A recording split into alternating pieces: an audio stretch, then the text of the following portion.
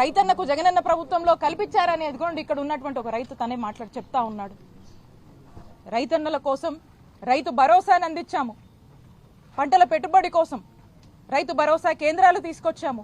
ఆ రైతు భరోసా కేంద్రాలు కూడా అదే గ్రామంలో విత్తనం సేకరించే దగ్గర నుంచి తిరిగి మళ్ళా అదే రైతు పండించినటువంటి పంట మద్దతు ధరకు ప్రభుత్వానికి అమ్ముకునేలాగా విసురుబాటు కల్పించాం. ధరల స్థిరీకరణ నిధిని తీసుకొచ్చాము. ఇన్పుట్ సబ్సిడీలు రైతులకు అందించాము.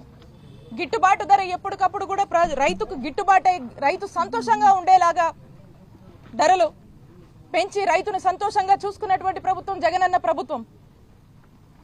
రైతే రాజని వైఎస్ఆర్ గారు ఏనాడైతే భావించారు అదే బాటలో జగన్మోహన్ రెడ్డి గారు ఈ రాష్ట్రంలో ఉన్నటువంటి రైతుల్ని తన హయాంలో సంతోషంగా చూసుకున్నారని రైతులే చెప్తా ఉన్నారు. అలాంటి పరిస్థితి నుంచి ఈ రోజున మనం చూస్తా ఉన్నాము. నేను ఈ కూటమి ప్రభుత్వాన్ని ప్రశ్నిస్తున్నాను. ఈ రైతుల బాధలు, ఈ ఆత్మహత్యలు మీకు కనపడటం లేదా? ఈ గోడు మీకు వినపడటం లేదా? ఈ కుటుంబాన్ని ఎవరు ఆదుకుంటారు? ఈ రోజున ఈ కుటుంబం రోడ్డెక్కింది. ఏం సమాధానం చెప్తారు? ఈ ప్రభుత్వాన్ని నేను ప్రశ్నిస్తా ఉన్నా. ఇన్ని గంటలైంది, పొద్దున జరిగింది, కనీసం ఇప్పటి వరకు కూడా ఇద్దరు రైతులు నాదెండ్ల మండలం చిలుకూరుపేట నియోజకవర్గానికి సంబంధించి వాళ్ళు ఆత్మహత్య చేసుకుని చనిపోతే ఇప్పటికీ కూడా కనీస స్పందన లేదు, కనీసం పట్టించుకున్న వాళ్ళు లేదు, ఎక్కడా కూడా ఊసే లేదు, ఎక్కడా కూడా దీని గురించి ప్రస్తావనే లేదు.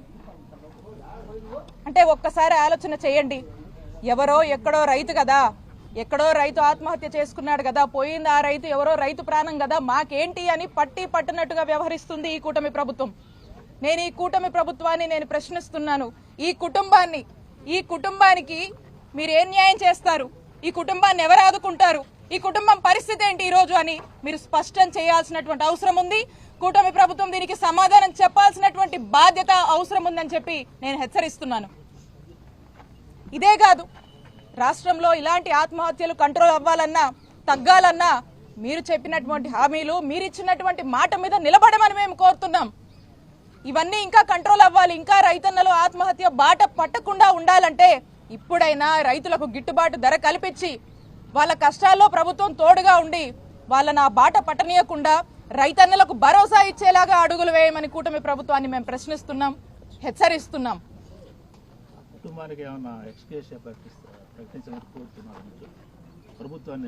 ఖచ్చితంగా ఈ కూటమి ప్రభుత్వాన్ని మేము ప్రశ్నిస్తున్నాం.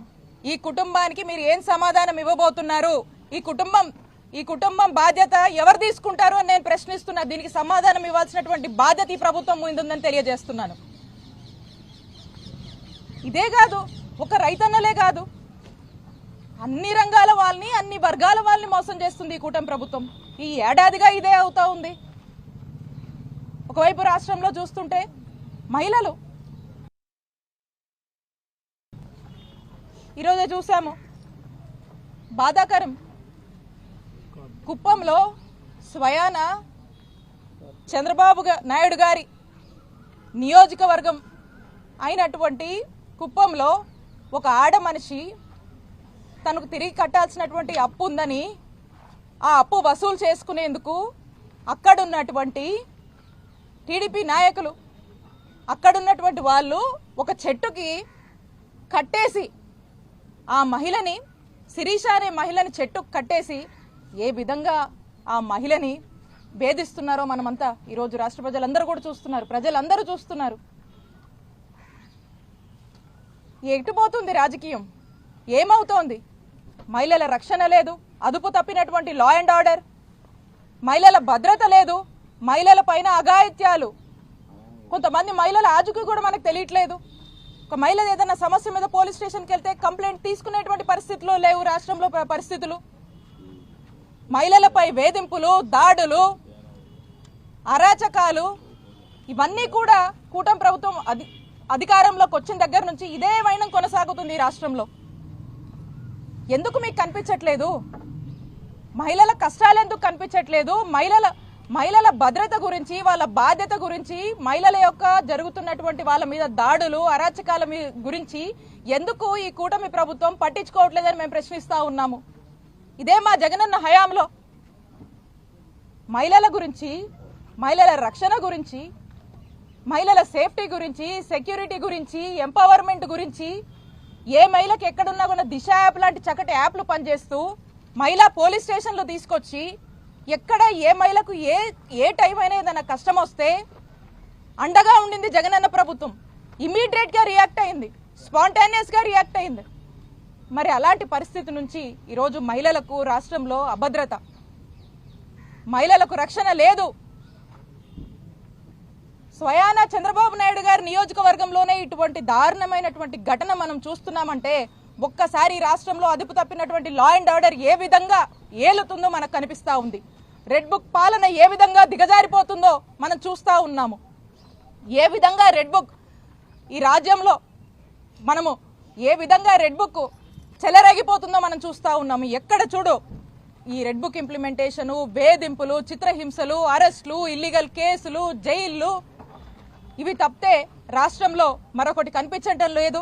ఇక ఏంటా అని చూస్తే వాస్తవ పరిస్థితులు చూస్తే ఇలాంటి కన్నీటి గాథలు, అన్ని వర్గాల వాళ్ళు మోసపోవడము, అన్ని వర్గాల వాళ్ళు అనేక ఇబ్బందులు ఎదుర్కొంటూ ఈరోజు సామాన్యుడికి రక్షణ లేనటువంటి పరిస్థితిలో ఈరోజు ఆంధ్రప్రదేశ్ రాష్ట్రం ఉంది.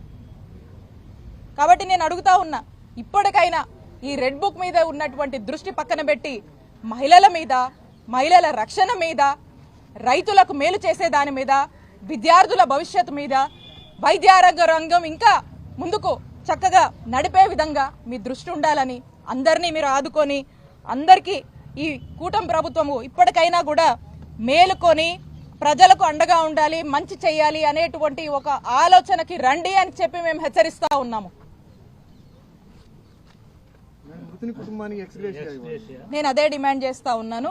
ఇప్పటి వరకు కూడా ఏ ఇన్సిడెంట్ అయినా స్పందిస్తారు కదా, మాట్లాడతారు కదా, కనీసం కూడా ఈ కుటుంబానికి వాళ్ళ యొక్క ప్రగాఢ సానుభూతి తెలియజేయాల్సినటువంటి అవసరం ఉంది.